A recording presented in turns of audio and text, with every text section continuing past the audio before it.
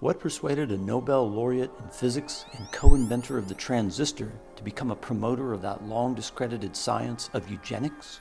On this edition of American Dissidents, we delve into the mind of controversial genius William Shockley.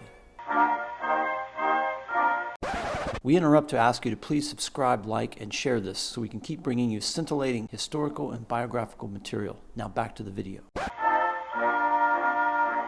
Shockley graduated from California Institute of Technology and got his doctorate from MIT. During World War II, he became a research director in the U.S. Navy's submarine warfare program. After moving on to Bell Telephone Laboratories, he co-invented the point contact transistor and individually invented 3 other transistors, winning the Nobel Prize in 1956. All told, he held around 90 patents in the electronics arena.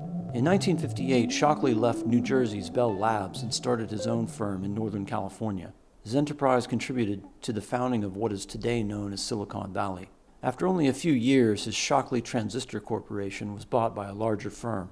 Nearby Stanford University brought him on as a professor of solid-state physics, but after a few years his interests shifted again, and he began to channel his energy to what he referred to as the human quality problem. Shockley reasoned that no amount of technological advancement would endure if the dysgenic trends he noted were to continue. In Western societies, the lowest in intelligence were breeding prolifically, while those of highest intelligence were barely reproducing.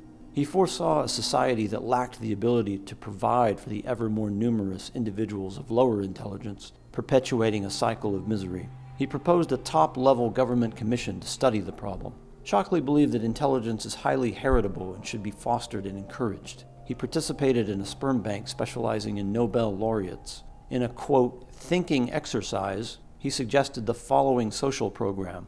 For every IQ point below 100, an individual would be given $1,000 by the state in exchange for voluntary sterilization. One of the anecdotes Shockley told in arguing his point was that of an ultra-low IQ teenager in San Francisco who was hired to throw acid in the face of a business owner.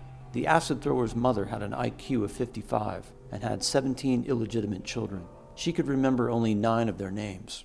Of course, Shockley's campaign provoked outrage in the media and on college campuses where he was allowed to give speeches. He was called all the usual slurs, and his college classroom was invaded by protesters. His speeches were disrupted and shouted down by hostile agitators. The press attacked him mercilessly, although an interview he gave to Playboy magazine in 1980 shows Shockley's skill in replying to journalists' hostile questions.